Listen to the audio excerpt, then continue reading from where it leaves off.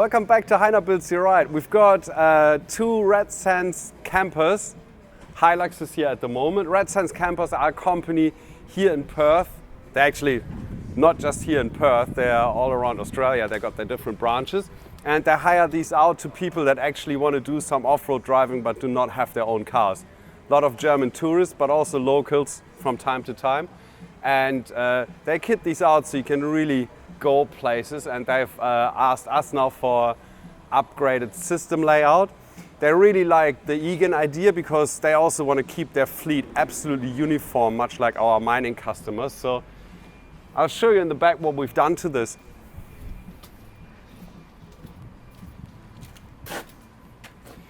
The idea of these builds is that we do make a board so we can do a lot of the work before these vehicles actually come in. So in here we set up a board. It's really tight because we haven't got a lot of room. It's all Victron gear on there. So we got a 375 watt inverter, just enough to charge cameras and laptops and all the sort of things that you might have got with you. That would even be big enough to charge power tools, that one.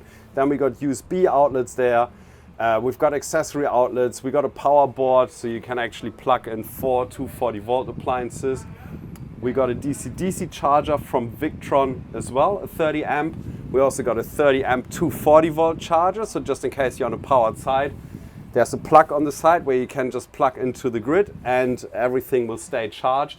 There's a MPPT from Victron as well for the solar panel that's on the roof there. We put a 120 watt red arc solar panel on there, bolted directly to the load bars with some 40 by 40 3mm alley. That will never come apart. It's all bolted together with stainless steel bolts and nuts, obviously nylock nuts as well. Really important because the corrugations, they like to undo all sorts of screws. Nylock nuts prevent that. Also really important with the Victron gear, in case you are not aware of that, all the Victron gear comes with a specification for a certain torque setting for all the screw connectors, same as the Egon board. So it's really important to stick to those settings and torque the screws up in the right way. That way they will not come undone. It doesn't hurt to check every year, but generally they just stay good. Come around the other side, I'll show you we've got the battery monitor there as well. Oh, and before you go, obviously, we put our National Lunar lights on here as well. We're starting to make some brackets for these now because we use them all the time.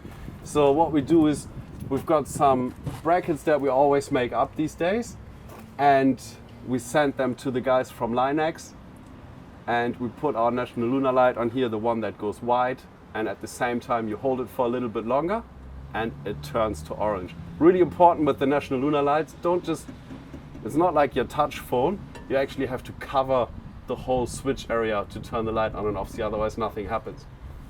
So these guys have a water tank in here. We don't do that, it comes like that. We put the Egon DC Hub in here. I've already talked about all this stuff there. Egon DC Hub here, main 150 amp fuse shunt for the BMW 712 smart battery monitor. That will actually monitor this 100 amp hour lithium battery from Amtpron. And it also monitors the voltage of your start battery. While on this battery it will give you the amps going in and out, the amp hours consumed, the percentage of the battery, the whole lot. You can also connect to it with an app through Bluetooth called Victron Connect. So while you're driving in the cab, you can actually see on your smartphone what your battery system is doing in the back here. And that's a solar rack. We've got another National Lunar light on this door as well, so when they set up they can have nice light all around. The only problem where you can't usually have that is in the back, because this doesn't have a door in the back. But we found a good solution for that, because this here is a little wireless receiver that works with the key fob over there. I'll show you what we did underneath and on the back. So if I grab a key here, just gotta check which one's the right one. Ah, there you go. So on the back here, first of all, we got Light Force Rock 20 lights. So you can turn on from the tent as well. Proper light on the back, so if you want an area at camp that's proper lit up, you can use these. And then underneath here, right on top there, it's well protected by the spare wheel, because the spare wheel will pretty much butt up to it, and that way it will protect the light from being hit by rocks. And that light you can turn on with the remote control to orange and also to white, much like the National Lunar Light. So that will just shine underneath here and light the whole area on the back up. So when you're in your tent and you want to get in and out, but you don't want to turn the big lights on, you can just flick the orange light on and off, and you got nice light just to get out in the middle of the night, you know, go for a pee somewhere and go back into your rooftop tent. That's the whole idea. And also when you got the side lights on, obviously on orange, you can have light in the back here as well, because it will be a bit dark otherwise, because this area here will not light up from the National Lunar Lights. These will also have a 40-liter angle fridge in here. So what we do is we pre-wire the cable. It is hooked up to the Egon DC Hub.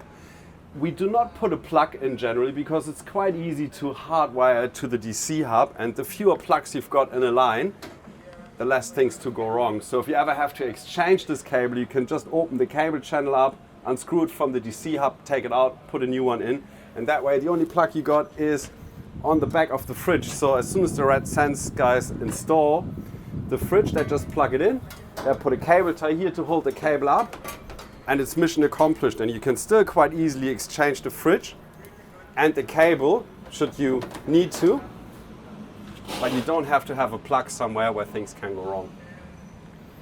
Cool. And we built 2 of these side by side, and we'll get a fair few more in. Same deal with these. They are absolute identical twins. All the fuse layouts, everything's the same.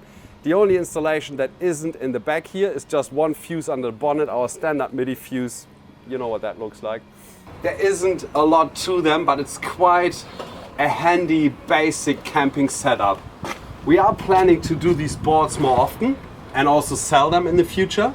We've done a fair few of these, and I think they might be handy for a lot of people that just want a prefab system to bolt in somewhere. And we are quite liking the idea of these boards. Makes for a neat product. Only leaves one thing to do for these now. Our patch of approval. Well done, RedSands. You're ready to drive anywhere.